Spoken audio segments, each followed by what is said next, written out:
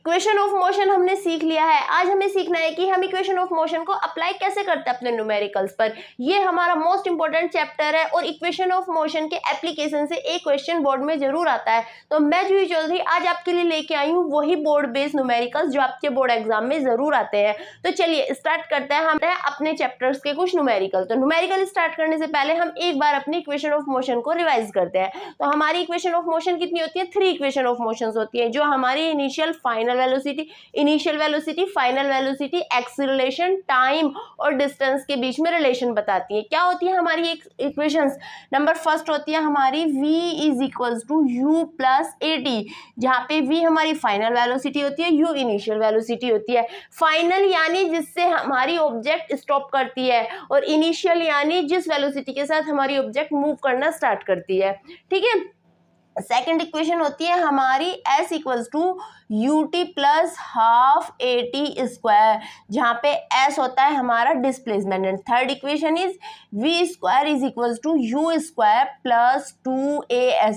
तो ये हमारी 3 इक्वेशन ऑफ मोशन होती है। इसमें हमने पढ़ा था जब हम फ्री फॉल पढ़ते हैं यानी ऑब्जेक्ट हमारी under the influence of gravity move करती है, तो उस कंडीशन में हमारा एक ही जगह पर क्या आ जाता है? g आ जाता है, जिसकी वैल्यू कितनी होती है? 9.8 और 10 मीटर पर सेकेंड स्क्वायर। ठीक है।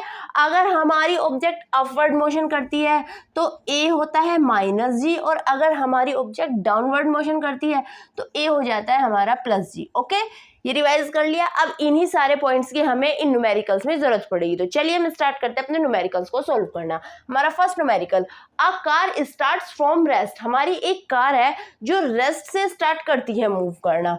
ठीक है, कैसे देखो समझते हैं। हमारे पास ये कार है, ये यहाँ से रेस्ट से स्टार्ट कर रही है मूव करना। जब वो रेस्ट से मोशन स्टार्ट कर रही है तो उसकी इनिशियल वेलोसिटी कितनी होगी? 0, यानी उसके अंदर u कितना होगा? 0। Okay. And accelerate uniformly at 2 metre per second square for 10 second. 10 second में उसका acceleration 2 metre per second square हो जाता है। एक्सीलरेशन हो जाता है इसका 2 मीटर पर सेकेंड स्क्वायर, और जो टाइम है वो है हमारा 10 सेकेंड। ओके, तो उसने क्या बोला है? फाइंड फाइनल वेलोसिटी, यानी अब हमें इसमें v को फाइंड आउट करना है कि v क्या होगा, और डिस्टेंस ट्रेवल, और उसने कितनी डिस्टेंस ट्रेवल की यानी s की वैल्यू हमें फाइंड आउट करनी है। ओके, चलिए हम इस न्यूमेरिकल को सोल्व करना स्टार्ट करते हैं। मेरे साथ साथ आप भी कीजिएगा। तो देखो हमारे पास ये 3 फॉर्मूलाज है। हम कौन कौन सा फॉर्मूला अप्लाई कर सकते हैं? हमारे पास u की वैल्यू है, a की वैल्यू है, t की वैल्यू, v की वैल्यू फाइंड आउट करनी है। तो v u a t चारों टर्म्स हमारे फर्स्ट फॉर्मूले में आ रही है, हम इसको अप्लाई कर देंगे। ठीक है, तो number 1, v is equals to u plus a t। v की वैल्यू हमें फाइंड आउट करनी है, u की वैल्यू हमारी 0 प्लस a की वैल्यू कितनी है हमारी 2 मल्टीप्लाई टाइम कितना है 10, तो v हो जाएगा हमारा 10 multiply 2 is equals to 20 metre per second, क्योंकि वेलोसिटी की जो यूनिट होती है वो क्या होती है? Metre per second. मैं आपको हर बार आपको बताती हूँ यूनिट का बहुत ध्यान रखिएगा। फिजिक्स में यूनिट बहुत इंपॉर्टेंट होती है। जब भी आप न्यूमेरिकल सोल्व करें उसकी यूनिट ध्यान रखिएगा, आपके एग्जाम में मार्क्स में आपका प्लस पॉइंट होता है। ठीक है, नेक्स्ट आती है डिस्टेंस ट्रेवल। डिस्टेंस कितनी ट्रेवल की, यानी इस बार हमें उसकी s की वैल्यू फाइंड आउट करनी है। अब देखो हमारे पास 2 फॉर्मूले हैं, एक तो s का फॉर्मूला हमारा सेकंड इक्वेशन ऑफ मोशन है, एक है हमारी थर्ड इक्वेशन ऑफ मोशन। अब हम कौन सा अप्लाई करेंगे? आप अपने हिसाब से जो आपको इजी लगे वो यूज कर सकते हैं। आप चाहे सेकंड कर सकते हैं, चाहे थर्ड कर सकते हैं, कोई सा भी कीजिए, आंसर निकालिए। मैं सेकंड यूज करती हूँ। s कितना आ जाएगा? u 0 multiply 10 plus half multiply 2 multiply t square, time square है तो क्या हो जाएगा? 10 स्क्वायर। ओके, तो s कितना आ जाएगा? ये 2 से 2 कैंसिल हो गया, 10 10 जा 100 मीटर। ओके, तो उसने कितनी डिस्टेंस ट्रेवल की है? 100 मीटर। 10 सेकंड में उसने 100 मीटर डिस्टेंस ट्रेवल की है, जहां उसकी जो फाइनल वेलोसिटी है वो 20 मीटर पर सेकंड हो जाती है जब वो रेस्ट से स्टार्ट करता है अपना मोशन, और उसका acceleration 2 metre per second square होता है। एक्सीलरेशन यूनिफॉर्म होना चाहिए, हमने कंडीशन पढ़ी थी कि एक्सीलरेशन यूनिफॉर्म होना चाहिए और जो हमारा मोशन है वो स्ट्रेट लाइन मोशन होना चाहिए। ठीक है, अब आते हैं अपने नेक्स्ट न्यूमेरिकल पर। आर ट्रेन मूव्स अब हम आते हैं अपने नेक्स्ट न्यूमेरिकल पर। आ train moving at 20 metre per second, train की जो स्पीड है वो है 20 मीटर पर सेकेंड। ओके, कौन सी स्पीड है, इनिशियल है, फाइनल है, ये अभी हम आगे अपना क्वेश्चन पढ़ेंगे, वहां से हमें पता चल जाएगा।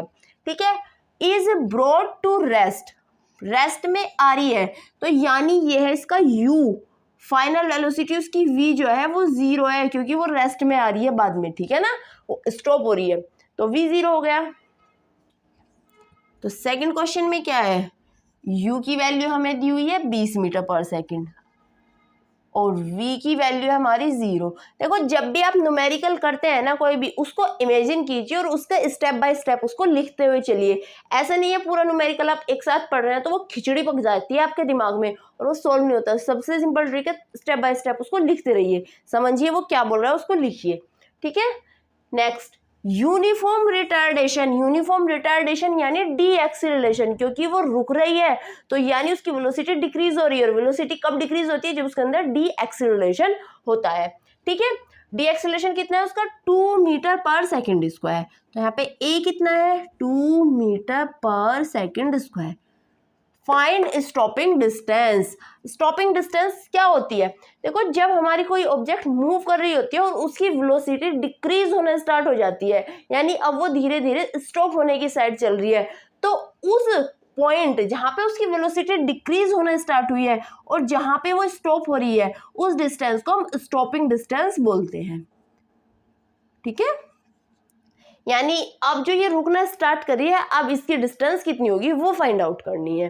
तो u है हमारे पास, v है, a है, हमें s फाइंड आउट करना है, कितना है, टाइम हमारा इसमें है नहीं, तो अब हम कौन सी इक्वेशन अप्लाई करेंगे, देखो हमारे पास 3 इक्वेशंस है। ठीक है, जिस इसमें टाइम की जरूरत है तो हम ये भी अप्लाई नहीं कर सकते, ये भी नहीं कर सकते क्योंकि यहाँ टाइम की जरूरत है। थर्ड इक्वेशन में टाइम की जरूरत नहीं है, हम थर्ड इक्वेशन अप्लाई करेंगे। ठीक है, square is equal to u square plus 2as।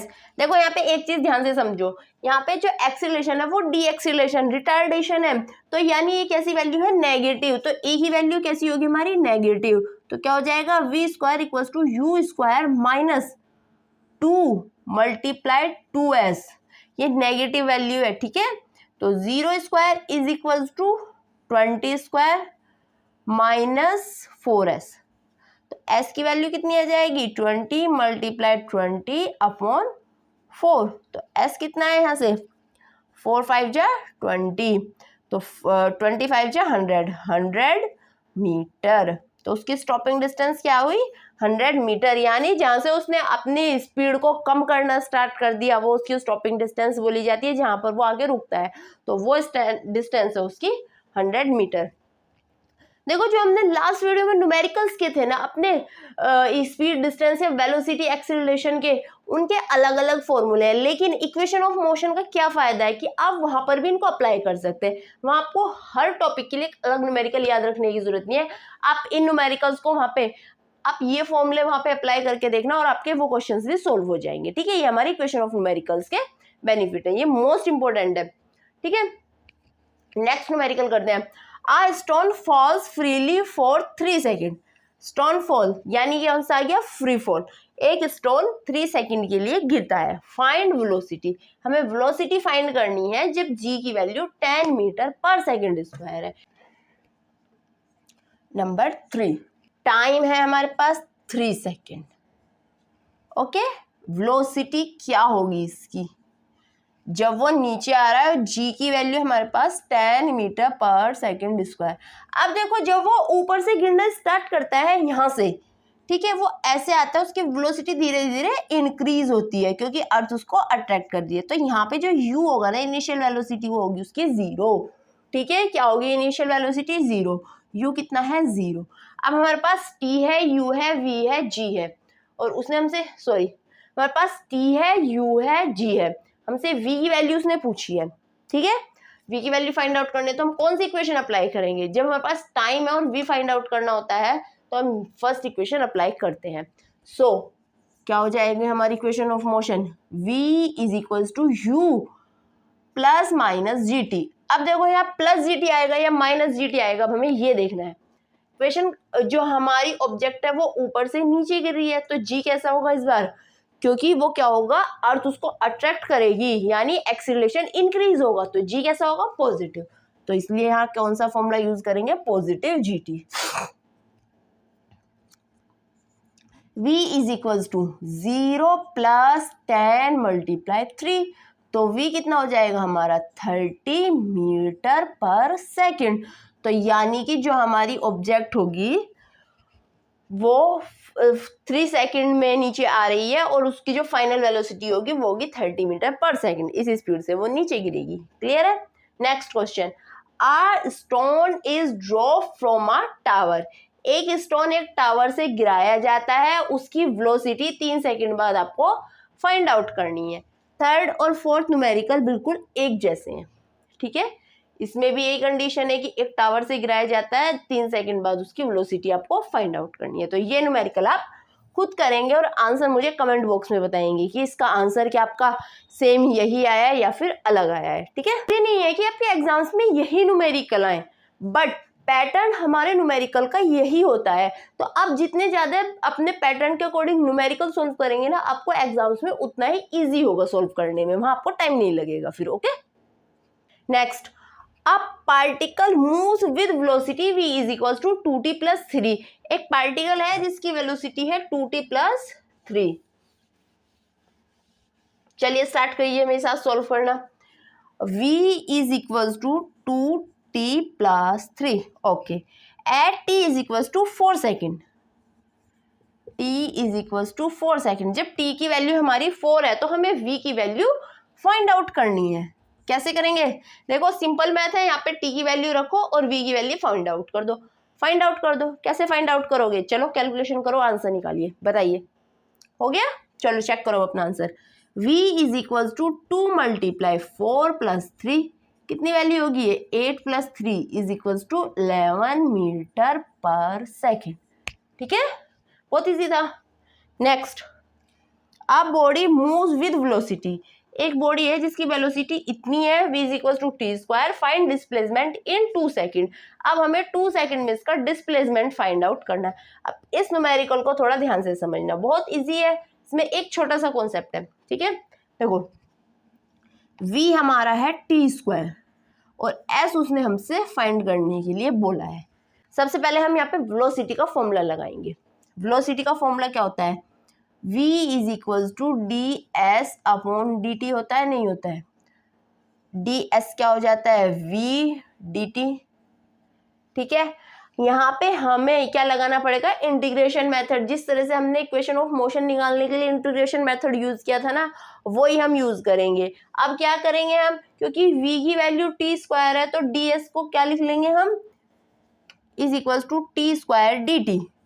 जब हम इसको इंटीग्रेट कर देंगे तो ऐसा आ जाएगा, इसको इंटीग्रेट कर देंगे 0 से s के बीच में, और टाइम कितना दिया है, t is equal to 2 second, तो 0 to 2 आ जाएगी इसकी value. s is equal to t² को इंटीग्रेट करेंगे तो कितना आएगा, t³/3, और यहाँ पे t की वैल्यू कितनी है, 0 to 2, या फिर 2 रखो, तो t की वैल्यू कितनी है, 2³ कितना हो जाएगा, 8/3 - 0 हमें लिखने की जरूरत ही नहीं है।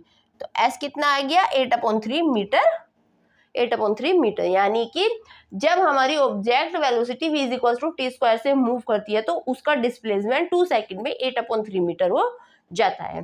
ठीक है, नेक्स्ट न्यूमेरिकल है, a ball is thrown vertically upward. एक बॉल को हम नीचे से ऊपर फेंक रहे हैं जिसकी स्पीड है 20 मीटर पर सेकेंड, जो उसकी u बोली जाएगी इनिशियल स्पीड। ठीक है, very good. Find maximum height reach by ball. Ball की मैक्सिमम हाइट फाइंड आउट करनी है, वो कहाँ तक पहुंचेगी। देखो हमारे पास v है, सॉरी हमारे पास u की वैल्यू है, यहाँ तक वो जा रही है, तो यहाँ पर उसकी वेलोसिटी कितनी हो जाएगी, 0। तो यानी उसकी फाइनल वेलोसिटी कितनी हुई, 0। हमारे पास उसका एक्सेलरेशन है g equal to 10 metre per second square या फिर 9.8 मीटर पर सेकेंड स्क्वायर। हमें फाइंड आउट करना है मैक्सिमम हाइट यानी y। तो कौन सा फॉर्मूला यूज करेंगे, या फर्स्ट तो हम यूज नहीं कर सकते क्योंकि हमें यहाँ पे हाइट निकालनी है और फर्स्ट फॉर्मूले में हमारी डिस्टेंस नहीं होती है, या तो सेकंड यूज करेंगे या थर्ड। अब सेकंड यूज करने के लिए हमारे पास टाइम होना जरूरी है, टाइम हमें दिया हुआ नहीं है तो हम सेकंड इक्वेशन भी यूज नहीं कर सकते। ऑप्शन 3 जहाँ पे हमारे पास क्या है, v भी है, u भी है और a भी है, a यानी g। इस बार g कैसा होगा, क्योंकि नीचे से ऊपर जा रही है तो g will be -g। Okay, तो कौन सी इक्वेशन यूज करेंगे हम, third, v square equals to u square minus 2gy, और y के वैल्यू फाइंड आउट करेंगे कैलकुलेट करके। इस न्यूमेरिकल को आप खुद सोल्व करेंगे और कमेंट बॉक्स में मुझे आंसर देंगे। अगर आपको मेरी वीडियो अच्छी लग रही है और समझ आ रही है तो कमेंट बॉक्स में आंसर जरूर देना क्वेश्चन का। मेरी नेक्स्ट वीडियो होने वाली है scalar and vector motion in a plane, यानी कि ये तो था हमारा टॉपिक की motion in a straight line, जब हमारी ऑब्जेक्ट स्ट्रेट लाइन में मूव करती है 1D मोशन, लेकिन वही अगर ऑब्जेक्ट हमारी 2D मोशन करती है तो वो बोला जाएगा मोशन इन अ प्लेन। हम नेक्स्ट वीडियो उसी से रिलेटेड लेके आने वाले हैं, मोशन इन अ प्लेन।